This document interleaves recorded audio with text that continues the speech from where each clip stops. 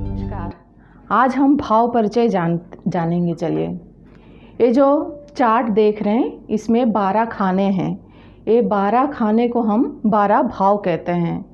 12 भाव पूरा मिला के 360 डिग्री का है। एक एक भाव 360 डिग्री बाई 12 डिवाइड करेंगे तो एक भाव आएगा 30 डिग्री का। ये प्रत्येक भाव 30 डिग्री का है। ये पहला भाव है। ये जो नंबर्स देख रहे हैं ये भाव का नंबर्स है, ये राशि नहीं है। ये पहला भाव है, ये दूसरा भाव, ये तीसरा भाव, ये चौथा भाव, ये पांचवा भाव, ये छठा भाव, ये सातवां भाव, ये आठवां भाव, ये नौवां भाव, ये 10वां भाव, ये 11वां भाव, ये 12वां भाव है। पहला भाव को हम तन भाव कहते हैं, लग्न का भाव है ये। इससे हम हमारा बॉडी स्ट्रक्चर के बारे में जान सकते हैं, हमारा स्वभाव के बारे में जान सकते हैं, मस्तिष्क के बारे में जान सकते हैं। ये धन भाव है। धन भाव से हमारा संचित धन और पैतृक संपत्ति का भी जान सकते हैं, और कुटुंब का भी भाव है। ये वाणी का भी भाव है। ये सहज भाव है। इससे हम पराक्रम जान सकते हैं, कितना बल है, और छोटे भाई बहनों के बारे में भी जान सकते हैं। ये है सुख भाव। 4th भाव जो है ये सुख भाव है। इससे हम माता का सुख और हमारा लाइफ में जो भी हम संपत्ति स्व संपत्ति अर्जित करते हैं उसके बारे में हम इससे जान सकते हैं। हमारा लाइफ में कितना वाहन होगा, ये सब के बारे में भी 4th हाउस से हम जान सकते हैं। 5th हाउस है सुत भाव। सुत भाव मतलब संतान भाव। इससे हम संतान के बारे में जान सकते हैं, और विद्या का भी भाव है। ये है शिस्त भाव। ये रिपु का भाव है, रोग ऋण रिपु का। इससे हम रोग के बारे में जान सकते हैं। ये 7th भाव। इससे हम मैरिड लाइफ के बारे में जान सकते हैं, और बिजनेस के बारे में जान सकते हैं, पार्टनरशिप के बारे में जान सकते हैं। इसे जया भाव भी कहते हैं। ये आयु भाव हमारा आयु को दर्शाता है। हमारे आयु के बारे में जान सकते हैं, और अचानक आने वाला कोई भी समस्या हो उसके बारे में भी इससे जान सकते हैं। ये भाग्य भाव है। इससे हमारा भाग्योदय कब होगा और हमारा भाग्य कैसा रहेगा उसके बारे में भी हम जान सकते हैं। इसे धर्म भाव भी कहते हैं। ये कर्म भाव है। हमारा लाइफ में किस तरह हम कर्म करते हैं उसके बारे में भी हम इस भाव से जान सकते हैं।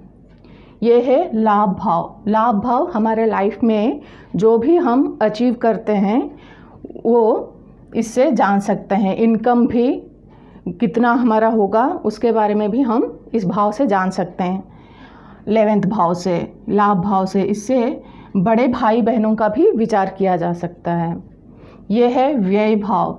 लग्न का व्यय, हमारा शरीर का व्यय, हमारा लॉसेस, हम कितना खर्चे करते हैं हमारे लाइफ में उसके बारे में भी हम उसे जान सकते हैं। और विदेश का भी भाव है।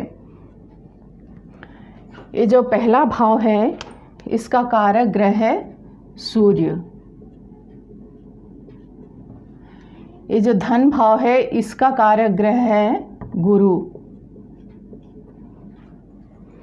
सहज भाव, पराक्रम का भाव का कारक ग्रह है मंगल। सुख भाव, 4th भाव का कारक ग्रह है चंद्रमा। 5th भाव का कारक ग्रह है गुरु।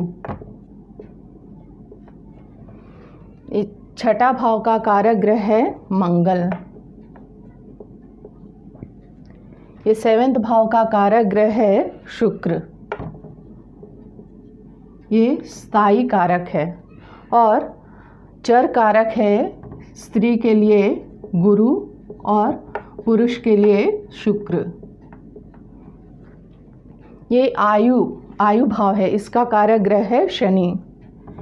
शनि से हम हमारा आयु के बारे में जान सकते हैं। ये भाग्य भाव है। भाग्य भाव में कारक ग्रह बनता है सूर्य और गुरु।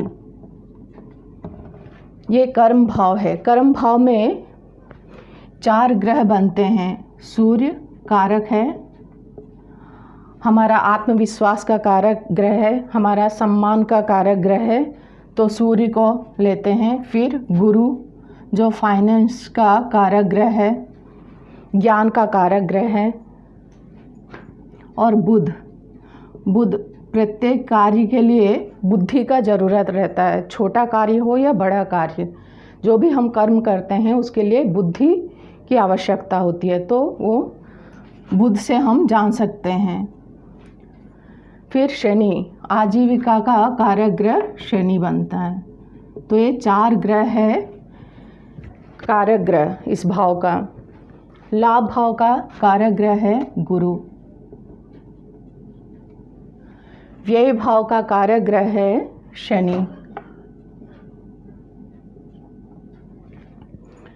जैसे ग्रहों का नाम है वैसे राशियों का भी नाम है, वैसे भावों का भी नाम है। तो ये जो पहला भाव, ये चौथा भाव, ये 7वां भाव, ये 10वां भाव, ये जो केंद्र में जो चारों भाव है उसको हम केंद्र भाव कहते हैं। केंद्र भाव, ये पहला भाव, फिर चौथा भाव, फिर 7वां भाव, फिर 10वां भाव, ये चारों भाव को हम केंद्र कहते हैं। त्रिकोण भाव, पहला भाव, 5वां भाव और 9वां भाव, तीनों भाव त्रिकोण भाव है। पहला और 5वां और 9वां, ये तीनों त्रिकोण भाव है। केंद्र का बाद वाला जो भाव है उसे हम पणफर कहते हैं। दूसरा वाला पणफर है। केंद्र है ये 4th हाउस, इसका बाद वाला जो भाव है वह है 5th हाउस, ये भी पणफर है। ये केंद्र वाला बाद वाला भाव है ये 8th हाउस, तो ये भी पणफर है। केंद्र का बाद वाला जो भाव है आय भाव 11th हाउस, वो भी पणफर है। ये जो 3rd भाव है, पणफर का बाद वाला जो भाव है ओपोक्लिम, 3rd हाउस जो है ओपोक्लिम कहते हैं इसे। ये पणफर है, पणफर का बाद वाला जो भाव है वो है ओपोक्लिम। ये पणफर है, पणफर का बाद वाला जो भाव है ओपोक्लिम। ये पणफर है, इसका बाद वाला जो भाव है 12th हाउस, वो है ओपोक्लिम। त्रिषाढ़े भाव, त्रिषाढ़े मतलब इसके नाम के अनुसार ही है, तीसरा, छठा और आय भाव, जो लाभ भाव कहते हैं 11th हाउस, वो भी त्रिषाढ़े भाव है। तीसरा और छठा और 11वां, ये तीनों भाव त्रिषाढ़े भाव हैं। त्रिक भाव, त्रिक भाव कहते हैं छठा, 8वां और 12वां भाव। छठा, 8वां और 12वां भाव, इन तीनों को बुरा भाव कहते हैं, अशुभ भाव कहते हैं, त्रिक भाव कहा जाता है इसे। आज हमने जाना इसके नाम क्या है, भावों का नाम क्या है, और भावों का कारकत्व के बारे में और भावों का कारक ग्रह के बारे में जाना। आज यहीं तक ही, धन्यवाद।